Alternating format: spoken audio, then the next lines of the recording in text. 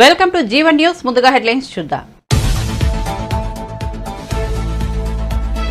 సచివాలయంలో గృహజ్యోతి మహాలక్ష్మి పథకాలను ప్రారంభించిన సీఎం రేవంత్ రెడ్డి. పేదల ఇళ్లలో వెలుగులు నింపాలని ఉచిత విద్యుత్ పథకం అమలు చేస్తున్నట్లు వెల్లడి.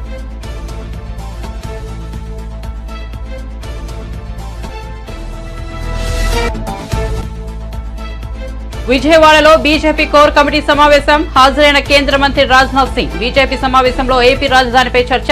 పొత్తులు ఉంటాయని సంకేతాలు ఇచ్చిన రాజ్నాథ్.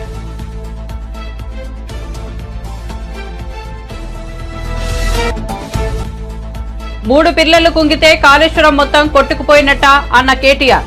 ఆకలి కేకల తెలంగాణ కాళేశ్వరం వల్ల అన్నపూర్ణగా మారిందని వెల్లడి.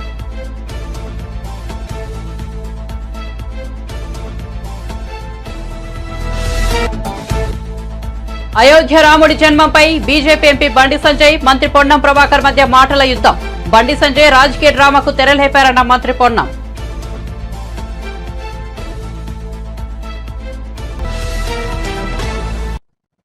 ఇక వార్త వివరాల్లోకి వెళ్తే, తాము ఇచ్చిన హామీలను నమ్మి తెలంగాణ ప్రజలు తమకు ఓటు వేసి అధికారం ఇచ్చారని ముఖ్యమంత్రి రేవంత్ రెడ్డి అన్నారు.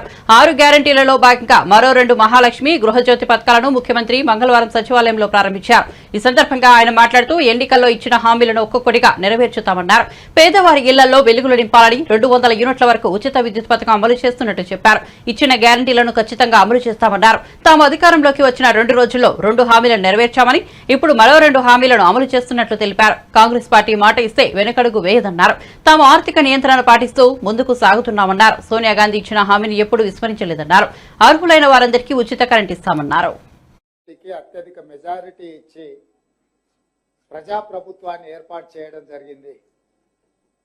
డిసెంబర్ 7 నాడు ప్రమాణ స్వీకారం చేసిన మేము డిసెంబర్ 9, 2023 నాడు ఆర్టీసీలో మహిళలకు ఉచిత ప్రయాణము, రాజీవ్ ఆరోగ్యశ్రీ పథకాలను రెండింటిని ప్రమాణ స్వీకారం చేసిన 48 గంటల్లోనే అమలు చేసి నిరంతరాయంగా ఇప్పుడు ప్రజలకు ఆ 2 పథకాలను అమలు తీసుకురావడం జరిగింది.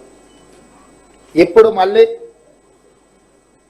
రాష్ట్ర ప్రభుత్వం ఆర్థిక వెసులుబాటును అంచనా వేసుకొని నిజమైన లబ్ధిదారులకి పథకాన్ని అమలు చేయాలన్న ఆలోచనతోటి ప్రజాపాలన పేరు మీద గ్రామ సభలు నిర్వహించి ప్రజల దగ్గరికి వెళ్ళి గ్రామాలలో ఈ పథకాలకు అవసరమైన అర్హుల నుంచి వాళ్ళ నుంచి అప్లికేషన్స్ తీసుకొని వాటిని క్రోడీకరించి అర్హులైన నిజమైన లబ్ధిదారులకు ఈరోజు 200 యూనిట్ల వరకు గృహ అవసరాలకు ఉచిత విద్యుత్తు, అదేవిధంగా 500 రూపాయలకే సిలిండర్ కార్యక్రమాన్ని ఈరోజు లాంఛనంగా ప్రారంభించుకుంటున్నాం.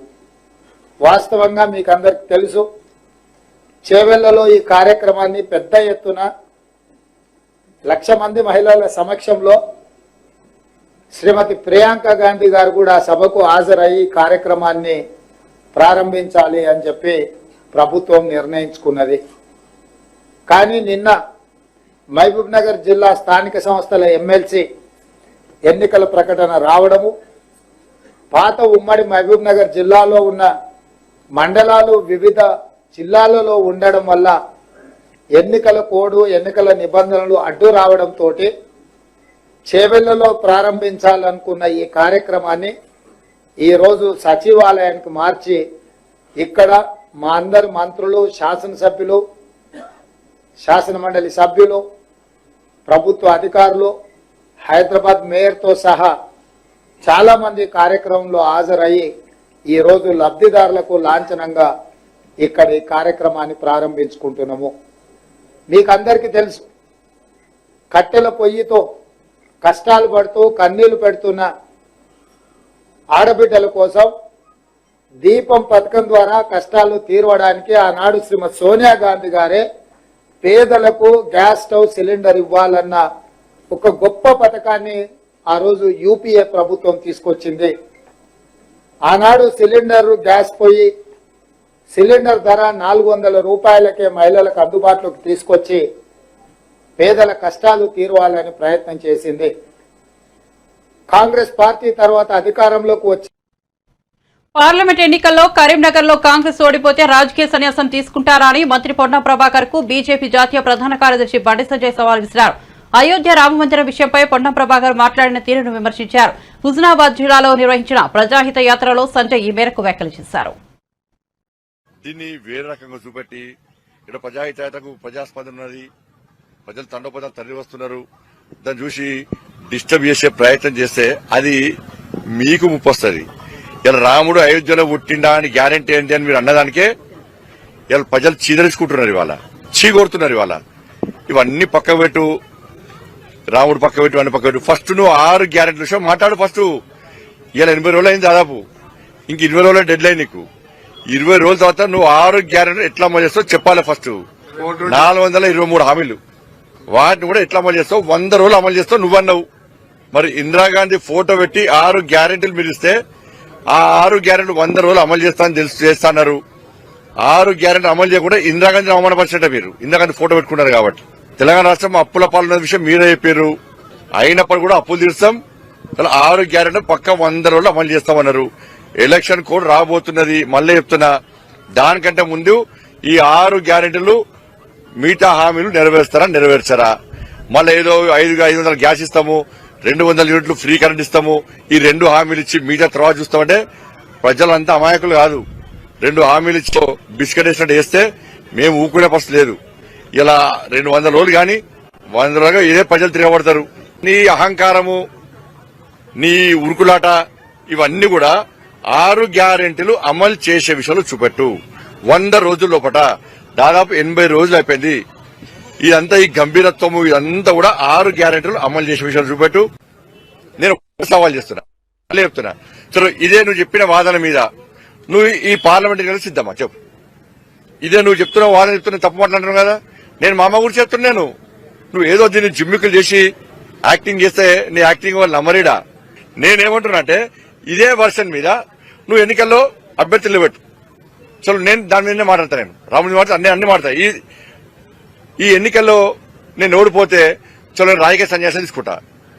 ఈ ఎన్నికల్లో కాంగ్రెస్ పార్టీ ఓడిపోతే నువ్వు రాజకీయ సన్యాసం తీసుకుంటావా చెప్పు. మద్దతు సిద్ధమా చెప్పు.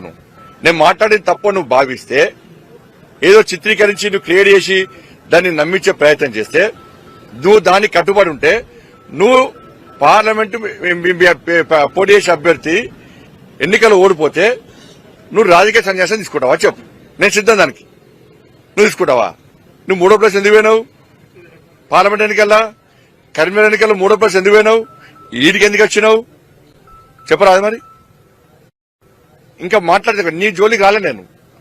నువ్వంటే ఒక గౌరవం ఉండే, ఒక ప్రేమ ఉండే, కానీ దాన్ని పిరికితనంగా తీసుకుంటున్నట్టు. నువ్వు మేము పిరుకోవడం కాదు. నాకు 100 కేసులున్నాయి. 2 సార్లు జైలుపోయినా. ఇక్కడ మా కార్యకర్తలు అందరు జైలుపోయారు. అందరి మీద కేసులున్నాయి. మీరు బీఆర్ఎస్ పార్టీ లెక్కనే ఇట్లా అహంకారంతో వివరిస్తా అంటే ప్రజలు అప్పుడు ఎట్లా తిరగబడతారో త్వరలో తిరగబడతారు. అతి త్వరలో, అతి తక్కువ సమయంలో వ్యతిరేకత ఉన్నటువంటి పార్టీ కాంగ్రెస్ పార్టీ. ఉస్నాబాద్ ప్రశాంతంగా ఉన్నది. మేము ప్రశాంతంగా ప్రజాహిత యాత్ర తీసుకుంటున్నాం.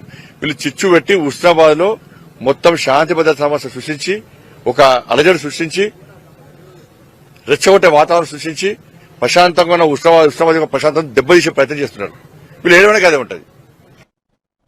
అయోధ్య రాముడి జన్మపై బీజేపీ బండి సంజయ్, మంత్రి పొన్నం ప్రభాకర్ మధ్య మాటల యుద్దం కొనసాగుతోంది. అయోధ్య రాముడి విషయంపై కాంగ్రెస్ నేతలపై తాను చేసిన వ్యాఖ్యలకు కట్టుబడి ఉండాలని బండి సంజయ్ స్పష్టం చేయగా, దీనిపై మంత్రి పొన్నం ప్రభాకర్ తాజాగా స్పందిస్తూ బీజేపీ ఎంపీపై విరుచుకుపడ్డారు. బండి సంజయ్ రాజకీయ డ్రామాకు తెరలేపారని మండిపడ్డారు. కరీంనగర్ పార్లమెంట్ అభివృద్ధికి ఎంపీగా ఏం చేశావో చెప్పి యాత్ర చేయాలని తాను అన్నట్లు తెలిపారు. రాజకీయ డ్రామాకు తిరిగి తెరలేపినాడు. నిన్న ఎన్నికల ప్రచార సభ సందర్భంగా నేను అతన్ని ఒక ప్రశ్నించిన, పార్లమెంట్ సభ్యుడిగా 5 సంవత్సరాలు మీరు నియోజకవర్గం చేసిన సేవ ఏందో చెప్పి ప్రచారం కొనసాగించండి. శ్రీరాముడి పేరు మీద ఓట్లాడడం కాదు, మీరు నిజంగా ఈ నియోజకవర్గ అభివృద్ధి చేసి ఉంటే దాన్ని చెప్పమని అడిగితే, నేను ఎన్నడూ అననటువంటి మాటలు, రాముడి పుట్టుక గురించి, అక్షింతల గురించి మాట్లాడి, నా తల్లి జన్మకు సంబంధించిన మాటలు, నేను సభ్య సమాజాన్ని కోరుతామయ్యాల. జన్మనిచ్చిన తల్లి, నా తల్లి కావచ్చు, ఇంకొకరు తల్లి కావచ్చు, రాజకీయాలు అడిగిన ప్రశ్న నియోజకవర్గ అభివృద్ధికి సంబంధించి అయితే అతను మాట్లాడిన మాట తల్లికి జన్మం గురించి మాట్లాడుతూ ఉన్నాడు. సమాజం గమనించాలి. తల్లి పాత్ర, ఎవరి తల్లి అయినా తల్లి. అటువంటి మాటలు మాట్లాడిన వ్యక్తి రాజకీయ డ్రామా చేస్తూ తిరిగి ఆ యాత్ర ఒక ప్రచారం రావాలనే ఆలోచనతో మళ్ళీ ఎవరు అడ్డుకుంటున్నట్టుగా ప్రచారం చేస్తారు. మేమెవరూ అడ్డుకుంటలేదు. ప్రజాస్వామ్యంలో యాత్ర చేసే హక్కున్నది. మీరు మాట్లాడిన మాటల్ని మళ్ళీ ఏమంటున్నారు? చట్టరీత్యా చర్యలు తీసుకుంటాము. ప్రజలే మనకు చట్టం, ప్రజాస్వామ్యమే మనకు చట్టం. ఈ ప్రజల ముందు నేను అడుగుతా ఉన్నా, అమ్మ, ప్రతి బిడ్డకు జన్మనిచ్చుంటారు ఒక తల్లి. నా తల్లి జన్మ గురించి మాట్లాడుతూ ఉన్నటువంటి అతని పట్ల ఒకసారి ఆలోచన చేయండి. ఇది ఏమాత్రం రాజకీయాల సబబు ఈ విధంగా మాట్లాడడం. భార్యకు మంగళసూత్రం కడతారు. అటువంటి మంగళసూత్రం అమ్మి ఎన్నికల్లో గెలిచిన అనే వ్యక్తి. అసలు రాముడు అంటే, శ్రీరాముడు అంటే ఎంత గౌరవము. ఆనాడు అయోధ్య రాముడిగా సీతమ్మ కోసం జరిగినటువంటి కష్టము, లేదా రాముడు తండ్రి మాట విలువించినటువంటి పరిస్థితి గురించి మాట్లాడే వీళ్ళు నా తల్లి గురించి మాట్లాడే, తల్లి జన్మ గురించి మాట్లాడితే ఏం రాజకీయం? భారతీయ జనతా పార్టీ రాష్ట్ర కేంద్ర నాయకత్వం ఆలోచించాలి. నేను వాళ్ళని అడుగుతా ఉన్నా కానీ మీరు ఇటువంటి నాయకుడికి, ఇటువంటి మాటలకు, ఇటువంటి డ్రామాకు మీరు సమర్థిస్తున్నారు కూడా స్పష్టం చేయమని నేను బీజేపీ రాష్ట్ర అధ్యక్షుడు అడుగుతా ఉన్నా. ఈ జిల్లాకు సంబంధించిన ఇద్దరు బీజేపీ నాయకులను అడుగుతా ఉన్నా, ప్రజలను అడుగుతా ఉన్నా. నేను ఏ విధంగా మాట్లాడినా నేను ఈ నియోజకవర్గ ఎంపీగా ఇయ్యాల కూడా బహిరంగ చర్చకు సిద్ధమని 6 నెలలుగా, ఏడాది నుంచి అడుగుతా ఉన్నా. ఈ నియోజకవర్గం మీద మీరేం చేసిన 5 నెలల్లో నేనేం చేసిన, మీరు నియోజకవర్గ ప్రజలకు ఏం చేయలేదని, మీరు ప్రజల్లో కూడా తిరుగుబాటు వస్తుందని, ఓడిపోతే అనే భయంతో ఇటువంటి ప్రస్తావన తెచ్చి మీరు రాజకీయ లబ్ధి పొందే ప్రయత్నం చేస్తే, ఈ మాట ఆనాడు కేసీఆర్ గారు హిందుగాలు బొందుగాలు అంటే ఏ విధంగా ఎన్నికలకు వాడుకున్నావో, నీ గెలుపు ఇవాళ తల్లి మాట నీ సమాధికి కారణం కాబోతుంది. బండి సంజయ్, జాగ్రత్త అనే మాట సందర్భంగా గమనిస్తున్నా. మేము హింసవాదులం కాదు, మేము కాంగ్రెస్ పార్టీ వాళ్ళం. మేము యాత్ర గడ్డపడతలేము. దాని పేరు మీద శవం మీద పిల్లలు ఎదుర్కొనే విధంగా యాత్రను అడ్డుకుంటున్నామని లబ్ధి పొందే ప్రయత్నం చేయకు. యాత్ర చేసుకో, ఏమైనా మాట్లాడుకో, కానీ నాలిక ఒళ్ళు అన్ని దగ్గర పెట్టుకొని మాట్లాడమని నీతో చెప్తాను. ఆకలి కేకల తెలంగాణ కాళేశ్వరం వల్ల అన్నపూర్ణగా మారిందని బీఆర్ఎస్ కార్యనిర్వాహక అధ్యక్షుడు కేటీఆర్ అన్నారు. కాళేశ్వరంపై ప్రభుత్వమే కుట్రలు చేస్తోందని, ప్రజలకు వాస్తవాలు తెలిపేందుకు మార్చి 1 నుంచి మేడిగడ్డకు వెళ్లాలని నిర్ణయించుకున్నామని స్పష్టం చేశారు. కాళేశ్వరం అంటే ఒక బ్యారేజీ మాత్రమే కాదన్నారు. మిత్రులు మాట్లాడుతున్నారు ఈ మధ్యన, కాళేశ్వరం అంటే ఒక మేడిగడ్డ మాత్రమే అన్నట్టు, కాళేశ్వరం అంటే ఒక బరాజ్ మాత్రమే అన్నట్టు కొంతమంది తెలియక తెలిసి కూడా కావాలని ప్రజల్ని తప్పుదోవ పట్టించడానికి కూడా మాట్లాడుతున్న పరిస్థితి. మేము మేడిగడ్డకు కూడా బయలుదేరిపోబోతా ఉన్నాం. మరి పెద్దలు కేసీఆర్ గారు నల్లగొండ సభలో, బహిరంగ సభలోనే స్పష్టంగా చెప్పారు, మీరు పోవడం కాదు మేమే పోతాము మన మేడిగడ్డకి. మేడిగడ్డ మాత్రమే కాదు, అన్నారం పోతాము, సుందిల్ల పోతాము, మొత్తం కాళేశ్వరం ప్రాజెక్టు యొక్క సమగ్ర స్వరూపాన్ని ప్రజలకు అర్థమయ్యేటట్టు వాళ్లకు సజీవంగా చూపెడతాము అనే మాట కూడా ఈ సందర్భంగా నేను విజ్ఞప్తి చేస్తా ఉన్నా. కాళేశ్వరం అంటే ఒక మేడిగడ్డ కాదు, కాళేశ్వరం అంటే 3 బరాజులు, కాళేశ్వరం అంటే 15 రిజర్వాయర్లు, కాళేశ్వరం అంటే 21 పంప్ హౌజులు, కాళేశ్వరం అంటే 203 కిలోమీటర్ల సొరంగాలు, 203 కిలోమీటర్స్ ఆఫ్ టనల్స్. కాళేశ్వరం అంటే 1531 కిలోమీటర్ల ప్రవాహ కాలువలు. అన్నిటి సమగ్ర సమాహారమే కాళేశ్వరం తప్ప ఒక బరాజ్ కాదు. అందులో 84 పిల్లర్లుంటే 3 పిల్లర్లకు ప్రమాదం వస్తే మొత్తం బరాజే కొట్టుకుపోయింది అన్నట్టుగా, ఏదైతే కాళేశ్వరం మొత్తమే కొట్టుకుపోయింది అన్నట్టుగా చిత్రీకరించే ప్రయత్నం చేస్తున్నారో, కాళేశ్వరం అంటే ఒక మేడిగడ్డ కాదు. ఆకలి కేకల తెలంగాణ ఈరోజు అన్నం గిన్నెగా మారిన మాట వాస్తవం కాదా? దేశానికి అన్నపూర్ణగా మారిన మాట వాస్తవం కాదా? 24 లక్షల టన్నుల ధాన్యం సేకరించే తెలంగాణలో ఈరోజు 3.5 కోట్ల టన్నుల ధాన్యం పండుతున్న మాట వాస్తవం కాదా? తెలంగాణ భారతదేశానికే ధాన్య భాండాగారంగా మారిన మాట వాస్తవం కాదా? ఇది కాళేశ్వరం ఫలితం కాదా? నీళ్లు రాకుండానే, పంటలు వండకుండానే భూముల ధరలు పెరిగిపోయినాయా? ఇది తెలంగాణ రైతులకు తెలియదా? ఆలోచించమని కోరుతా ఉన్నా. కానీ ఇన్ని తప్పుడు లెక్కలు చెప్పినా కాళేశ్వరంలో కూడా మన రాష్ట్ర ప్రభుత్వమే, కాంగ్రెస్ ప్రభుత్వమే శాసనసభలో ఇచ్చిన నివేదిక చూస్తే దాని ప్రకారం కూడా 20 లక్షల ఎకరాలకు నీళ్ళు వచ్చినాయని వాళ్ళే చెప్పారు. ఈ చెలో మేడిగడ్డ అనే ప్రోగ్రాం ఏదైతే మేము తీసుకున్నామో, మన మార్చి 1 నాడు ఉదయం 8:30కు మా పార్టీకి సంబంధించిన శాసనసభ్యులు, అదేవిధంగా శాసన మండలి సభ్యులు, గౌరవనీయులైన పార్లమెంట్ సభ్యులు, మాజీ శాసనసభ్యులు, మాజీ ఎంపీలు, మాజీ ఎమ్మెల్సీలు, ఇంకా ఇతర ముఖ్యులు దాదాపు ఒక 150 నుంచి 200 మందిని ఇక్కడ నుంచి బయలుదేరిపోతాం తెలంగాణ భవన్ నుంచి బయలుదేరి ఒక్క మేడిగడ్డ మాత్రమే కాదు, మొదటి రోజు మేడిగడ్డ పోతాం. ఆ తర్వాత తెలంగాణకు కామధేనువుగా ఉన్న కాళేశ్వరం ప్రాజెక్టును దశల వారీగా ప్రజలకు మళ్ళొక్కసారి ఆవిష్కృతం చేస్తూ వాళ్ళ మనసులో ఉండే అనుమానాలు నివృత్తి చేస్తూ కాళేశ్వరం అంటే ఒక బరాజ్ కాదు, ఎంత సమగ్రమైన ప్రాజెక్టో వారికి వివరించి ముందుకు పోతాం. దురదృష్టవశాత్తు మేడిగడ్డ బరాజ్లో 2-3 పియర్లకు నవంబర్ మాసంలో పగుళ్ళు వచ్చినాయి. కానీ ఇదేం మొదటిసారి కాదండి, ఇదేదో చరిత్రలో ఎన్నడూ జరగంది, ఏదేదో మొదటిసారి జరిగింది కాదు. ఆనాడు కడెం ప్రాజెక్ట్ కొట్టుకుపోయిన పరిస్థితి 1950 దశకంలో. 2006-7 ప్రాంతంలో అప్పుడు రాజశేఖర రెడ్డి గారు ముఖ్యమంత్రిగా దానికి మరి పునాది రాయి వేస్తే ఆ రోజు సంవత్సరం తిరగకుండానే 2 సార్లు కొట్టుకుపోయింది, ఒకసారి కాదు, గుండ్లవాగు ప్రాజెక్టు. ఇది వాస్తవం కాదా? ఆ రోజు ఈరోజు మంత్రిగా ఉన్న సీతక్క గారు ఆ రోజు అప్పుడు ఓడిపోయి ఉన్నారు, శాసనసభ్యురాలుగా పోటీ చేసి ఓడిపోయి ఉన్నారు. వారు వరంగల్ నుంచి గుండ్లవాగు ప్రాజెక్టు దాకా గోవిందరావుపేట దాకా పాదయాత్ర చేసి ధర్నాలు చేసి నాన్న రాద్ధాంతం చేసిన మాట వాస్తవం కాదా? ఇది మీ కాంగ్రెస్ ప్రభుత్వంలో జరగలేదా? ఇదేమన్నా కొత్త? మేడిగడ్డలో జరిగిన దాని మీద కూడా మేము కోరుతున్నాం, శాసనసభలో కోరాము, ఇక్కడ కూడా కోరుతా ఉన్నాం, ప్రభుత్వాన్ని రిక్వెస్ట్ చేస్తున్నాం, విచారణ జరిపించండి. బాధ్యులు ఎవరైతే బాధ్యులో వాళ్ళ మీద చర్య తీసుకోండి, మాకేం అభ్యంతరం లేదు. మీరు జ్యుడిషియల్ కమిషన్ అన్నారు, ఇంకేదో కమిటీ అన్నారు, మేము దాన్ని ఏం వ్యతిరేకించడం లేదు. నిక్షేపంగా మీరు విచారణ జరిపించండి, తప్పకుండా బాధ్యుల మీద చర్యలు తీసుకోండి, మాకు అభ్యంతరం లేదు. హయ్యెస్ట్ వరద వచ్చింది గోదావరిలో లాస్ట్ సీజన్లో, దాన్ని కూడా తట్టుకొని నిలబడ్డది మేడిగడ్డ. మరి తర్వాత మెయింటెనెన్స్ లోపించడమో ఇంకోటో దేనివల్లనో మొత్తానికైతే నష్టం జరిగింది. అదేంటో విచారణలో తేలుతుంది, ఎందువల్ల జరిగింది అనేది విచారణలో తేలుతుంది. మేము రాష్ట్ర ప్రభుత్వాన్ని మేము డిమాండ్ చేసేది ఒకటే, రాజకీయ వైరుధ్యాలు రాజకీయ పంతాలు ఎన్ని ఉన్నా రైతుల ప్రయోజనాలు మనందరికీ, రాష్ట్ర ప్రయోజనాలు మనందరికీ ముఖ్యం. అందుకే మేము రాష్ట్ర ప్రభుత్వాన్ని విజ్ఞప్తి చేసేది, డిమాండ్ చేసేది, మీరు దయచేసి వెంటనే కాఫర్ డ్యామ్ నిర్మాణం చేయండి, చేసి మరి మరమ్మతులు చేయండి. వీలైనంత త్వరగా అన్ని పంపులు చాలు చేయలేకపోతే కనీసం ఒక పంపన్న చాలు చేయండి, వెంటనే రిపేర్ చేసి ఒక పంపన్న స్టార్ట్ చేయండి. స్టార్ట్ చేసి రాబోయే మరి మాకు ఉన్న సమాచారం ప్రకారం కొంతమంది ఇరిగేషన్ అధికారులు కూడా మరి రైతులకు చెప్తా ఉన్నారు, అక్కడక్కడ ఏప్రిల్ మాసంలో, మే మాసంలో, జూన్ మాసంలో మంచినీళ్ళకే గోస ఉంటుంది, మీకేడికెళ్ళి నీళ్ళు ఇస్తాం, మీ పంటలకి నీళ్ళు ఇవ్వలేమని కూడా చెప్తా ఉన్నారంట. కాబట్టి నేను రాష్ట్ర ప్రభుత్వానికి విజ్ఞప్తి చేసేది, మీరు దయచేసి రాజకీయ పంచాయతీలు పెట్టండి, గొడవ చేయండి, మమ్మల్ని బదనాం చేయండి, మా మీద కోపం ఉంటే తీర్చుకోండి, అభ్యంతరం లేదు. కానీ మా మీద కోపం రైతుల మీద తీయకండి, మా మీద కోపం తెలంగాణ రాష్ట్రం మీద తీయకండి. చేయాల్సిన పని చేయకుండా శ్వేతపత్రాలు, ఇంకా పవర్ పాయింట్లు, ప్రాజెక్టు విజిట్లు అని దుమ్మెత్తిపోసే కార్యక్రమం ఏదైతే చేస్తున్నారో ఇది మంచిది కాదు అనే మాట కూడా రాష్ట్ర ప్రభుత్వానికి నేను విజ్ఞప్తి చేస్తా ఉన్నా. విజయవాడలో నిర్వహించిన బీజేపీ కోర్ కమిటీ సమావేశానికి కేంద్ర మంత్రి రాజ్నాథ్ సింగ్ విచ్చేశారు. ఈ సమావేశంలో ఏపీ రాజధానిపై చర్చ జరిగింది. రాజధాని అంశంపై ఓ నాయకుడు అడిగిన ప్రశ్నకు రాజ్నాథ్ స్పందించారు.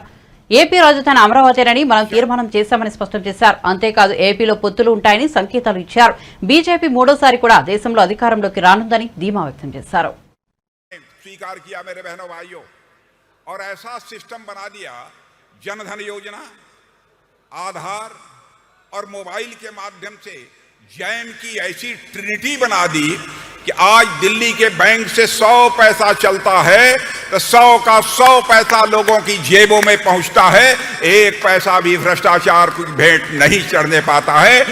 तो भ्रष्टाचार केवल भाषण देकर समाप्त नहीं किया जा सकता. भ्रष्टाचार को यदि समाप्त करना है तो सिस्टम में चेंजेज लाने पड़ेंगे. మిత్రులారా, ఈ దేశంలో అన్నిటికన్నా పెద్ద వ్యాధి ఏదన్నా ఉందంటే అది అవినీతి. ఈ దేశంలో అవినీతి పెచ్చు పెరిగిపోయిన విషయం మీకు అందరికీ తెలుసు. గతంలో ఆనాడు ఈ దేశానికి ప్రధానిగా ఉంటున్న రాజీవ్ గాంధీ గారు స్వయంగా తను ఒప్పుకున్నారు, నేను ఢిల్లీ నుంచి 100 పైసలు పంపిస్తే ఆ లబ్ధిదారికి చేరేసరికి 14 పైసలు మాత్రమే జరుగుతుంది, 86 పైసలు అవినీతి పరుల జేబుల్లోకి వెళ్తుందని వారు నిస్సహాయతను ప్రకటించారు. నేను వారిని విమర్శించట్లేదు, కానీ వారి నిస్సహాయతను మాత్రం అర్థం చేసుకున్నాను.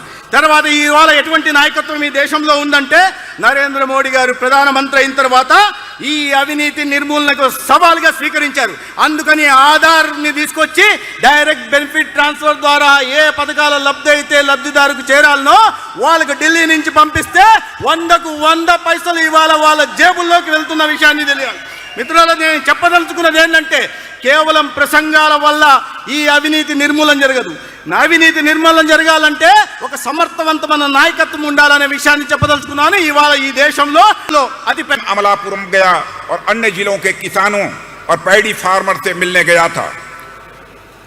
మిత్రులారా, యూపీఏ సమయం మత్స్యకార రంగానికి కూడా ప్రత్యేకంగా जाकर आंध्र प्रदेश के लोगों को बतला देना कि जिस दिन आंध्र प्रदेश में हमारी सरकार बन जाएगी, हमारी सरकार इस पोलवरम प्रोजेक्ट को स्वयं प्रधानमंत्री ने कहा मैं स्वयं अपने हाथों में ले लूंगा और इस पोलवरम प्रोजेक्ट को मैं पूरा कराऊंगा। ఆర్థిక ఇబ్బందులు ఉన్నప్పటికీ తాము చెప్పిన హామీలను అమలు చేస్తున్నామని ఉప ముఖ్యమంత్రి మల్లుభట్టి విక్రమార్క అన్నారు. మహాలక్ష్మి గృహజ్యోతి పథకాల ప్రారంభం సందర్భంగా ఆయన మంగళవారం మాట్లాడుతూ బీఆర్ఎస్ 10 ఏళ్ల పాలనలో తెలంగాణ ఆర్థిక పరిస్థితి దారుణంగా దెబ్బతిందన్నారు. ఆర్థిక పరిస్థితులు బాగాలేనప్పటికీ హామీలను అమలు చేస్తూ ముందుకు సాగుతున్నామన్నారు. మన దేశంలో కొన్నేళ్లుగా గ్యాస్ సిలిండర్ ధరలు భారీగా పెరుగుతున్నాయని ఆందోళన వ్యక్తం చేశారు. ఈ పెరిగిన ధరల నుంచి సామాన్యులకు మహిళలకు ఊరట ఇచ్చేందుకు గృహజ్యోతి పథకాన్ని ప్రకటించినట్లు తెలిపారు. 500 రూపాయలకే సిలిండర్ ద్వారా రాష్ట్రంలోని 40 లక్షల కుటుంబాలకు ప్రయోజనం కలుగుతుంది. 6 గ్యారంటీల్లో భాగంగా మేము ఈరోజు లాంచ్ చేస్తున్నటువంటి సందర్భంలో 500 రూపాయలకే గ్యాస్ సిలిండర్, 200 యూనిట్ల లోపల ఉచితంగా కరెంటు పొందేటువంటి లబ్ధిదారులందరికీ హృదయపూర్వకమైనటువంటి నమస్కారాలతో కూడినటువంటి అభినందనలు కూడా తెలియజేస్తా ఉన్నాను. ఇది దేశమంతా ఎదురు చూస్తున్నటువంటి కార్యక్రమం. తెలంగాణలో కాంగ్రెస్ పార్టీ 6 గ్యారంటీల్ని ప్రకటించింది. 6 గ్యారంటీల ప్రకటన ఒక విప్లవాత్మకమైనటువంటి ఆలోచనలతో కూడినటువంటి నిర్ణయాలు. రాష్ట్రంలో ఉన్నటువంటి పేద బడుగు బలహీన వర్గాలకి, మధ్యతరగతి కుటుంబాలకి పెద్ద ఎత్తున ఉపయోగపడేటువంటి గ్యారంటీల్ని ప్రకటించింది. కానీ ఆ గ్యారంటీల్ని తెలంగాణలో వచ్చినటువంటి కాంగ్రెస్ ప్రభుత్వం అమలు చేస్తుందా లేదా అనేటువంటి ఆలోచనల్లో ఈ రాష్ట్రం వైపే దేశం అంతా చూస్తా ఉంది. ఇటువంటి పరిస్థితుల్లో ఇక్కడ ఉన్నటువంటి టిఆర్ఎస్ పార్టీ కూడా అలవైకాన్ని అమలు చేయలేనటువంటి 6 గ్యారంటీల్ని కాంగ్రెస్ పార్టీ ప్రకటించింది. వాళ్ళు చేయబోలేరు అని మేము అధికారంలోకి వచ్చిన 2వ రోజు నుంచే ప్రచారం మొదలుపెట్టారు.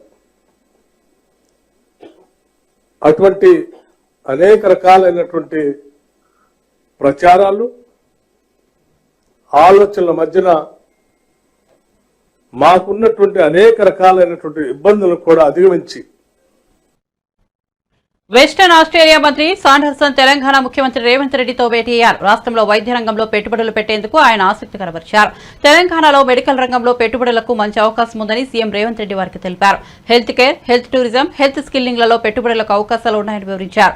హైదరాబాద్ స్కిల్ క్యాపిటల్ గా మారబోతోందని తెలిపారు. జిల్లా ఆసుపత్రులను మల్టీ స్పెషాలిటీ ఆసుపత్రులుగా తీర్చిదిద్దేందుకు ప్రణాళికలు రూపొందిస్తున్నట్లు వెల్లడించారు. రాష్ట్రంలో పెట్టుబడులు పెట్టే ఫార్మా కంపెనీలకు సహకరిస్తామని సీఎం రేవంత్ హామీ ఇచ్చారు.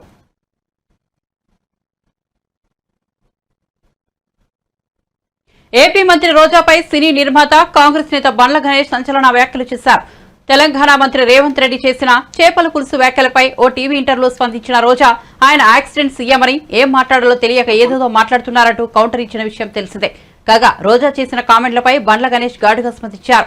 రోజా డైమండ్ రాణి అని, ఆమెకు ఈసారి సీటు వస్తుందో రాదో డౌట్ అంటూ విమర్శలు చేశారు బండ్ల గణేష్. ప్రభుత్వం కాంగ్రెస్ ప్రభుత్వం రేవంత్ 10 ఏళ్ల తర్వాత మీరు రోజా ఏం చెప్పారండి? రోజా గారి గురించి, రోజా డైమండ్ రాణి, ఆమె గురించి ఏం మాట్లాడతాం? ఆమెకు సీట్ వస్తుందో రాదో డౌటు. రోజా రేవంత్ రెడ్డి యాక్సిడెంటల్ సీఎం కాదు. ఆమె ఎవరి దగ్గర పనిచేస్తుంది? ఆయన యాక్సిడెంట్ సీఎం. రేవంత్ రెడ్డి గారు ఫైటర్. రేవంత్ రెడ్డి గారు ఫైటర్, పోరాడైన యోధుడు.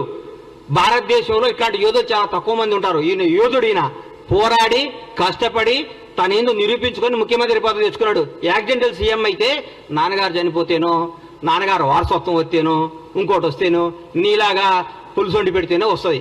నువ్వు పులుసు వండి పెట్టావు కాబట్టి నువ్వు పులుసు పాపవు, నువ్వు వదిలేయి. నువ్వు రేపో మాపో మాజీ అవుతావు. ఆ మాజీ ఈ మాజీ కలిసి పెట్టి ఇక్కడ వచ్చి జబర్దస్త్ ప్రోగ్రామ్ చేసుకుంటా, పగల జబర్దస్త్ షూటింగ్, నైట్ పూట ఏమో మాజీలు కలిసి తాజాగా కేజీలు తెచ్చుకొని పులుసు వండుకొని పెట్టుకోను. అంతేగాని మా ముఖ్యమంత్రి అనే స్థాయి నీది కాదమ్మా తల్లి. నువ్వు నీ స్థాయి కాదు, నువ్వు ఐటెం రానివి, నువ్వు ఐటెంలానే ఉండు. అన్యాయం చేసిన కాళేశ్వరం చూసుకోవటానిక, అక్రమాలు చేసిన కాళేశ్వరంలో ఏమేమి తప్పులు ఎట్లొస్తాయో దీనికి ఎట్లా ఆన్సర్ ఇవ్వాలని వాళ్ళ ఎమ్మెల్యేలని వాళ్ళ ఇప్పటికే మంగళయాన్ చంద్రయాన్ 3 విజయాలతో అంతరిక్ష పరిశోధన రంగంలో భారత్ ఖ్యాతి ఇనుమడించింది. ఈ క్రమంలో రెట్టించిన ఉత్సాహంతో ఉన్న భారత్ గగన్యాన్ కు సిద్ధమైంది. భారత్ కు ఇది తొలి మానవ సహిత రోదసీ యాత్ర. ఇంతటి ప్రతిష్టాపన గగన్యాన్ యాత్రలో భాగంగా అంతరిక్షంలోకి వెళ్లే భారత వ్యోమయానాల పేర్లను ప్రధాని నరేంద్ర మోదీ ప్రకటించారు.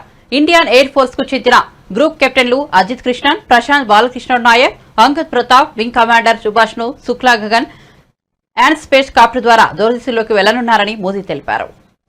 ఇవి 4 పేర్లు కాదు, 140 కోట్ల మంది భారత ప్రజల ఆకాంక్షలను అంతరిక్షంలోకి తీసుకెళ్లే శక్తులని అభివర్ణించారు. కేరళలోని తిరువనంతపురంలో జరిగిన ఓ కార్యక్రమంలో ప్రధాని మోదీ ఈ 4 వ్యోమగాములను పరిచయం చేశారు.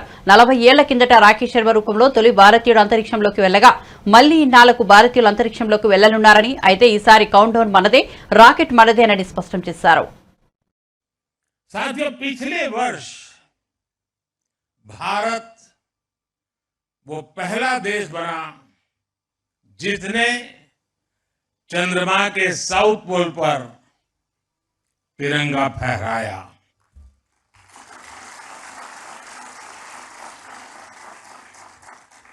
आज शिव शक्ति पॉइंट पूरी दुनिया को भारत के सामर्थ्य से परिचित करा रहा है.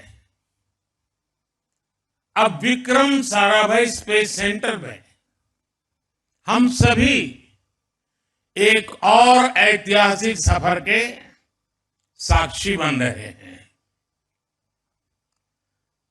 अब से कुछ देर पहले देश पहली बार अपने 4 गगनयान यात्रियों से परिचित हुआ.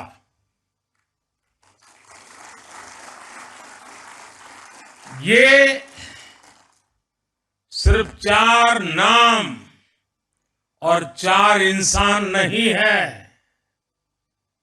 ये 140 करोड़ एस्पिरेशंस को स्पेस में ले जाने वाली 4 शक्तियां हैं.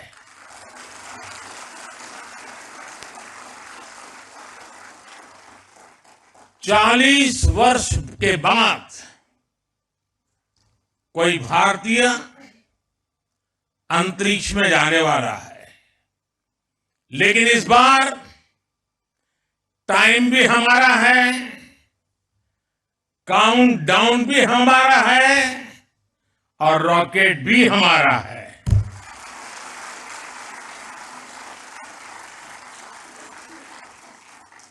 मुझे खुशी है. బులెటిన్ ముగించే ముందు హెడ్లైన్స్ మరోసారి చూద్దాం. సచివాలయంలో గృహజ్యోతి మహాలక్ష్మి పథకాలను ప్రారంభించిన సీఎం రేవంత్ రెడ్డి. పేదల ఇళ్లలో వెలుగులు నింపాలని ఉచిత విద్యుత్ పథకం అమలు చేస్తున్నట్లు వెల్లడి.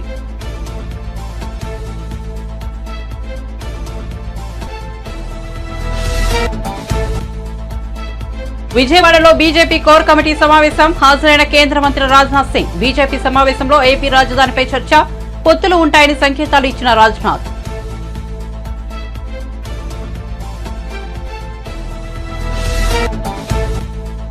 మూడు పిల్లర్లు కుంగితే కాళేశ్వరం మొత్తం కొట్టుకుపోయినట్టానన్న కేటీఆర్. ఆకలి కేకల తెలంగాణ కాళేశ్వరం వల్ల అన్నపూర్ణగా మారిందని వెల్లడి.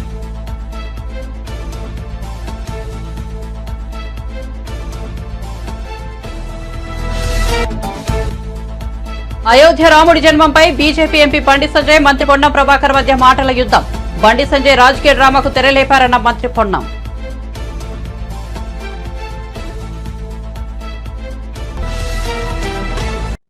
మరిన్ని అప్డేట్స్ కోసం చూస్తూనే ఉండండి జీవన్ న్యూస్.